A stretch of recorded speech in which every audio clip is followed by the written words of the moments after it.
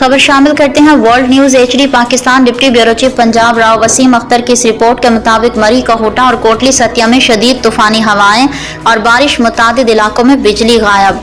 मरी, कोटली सतिया और कहोटा के गिरदोनवा में शदीद तूफानी हवाओं के साथ बारिश का सिलसिला जारी है।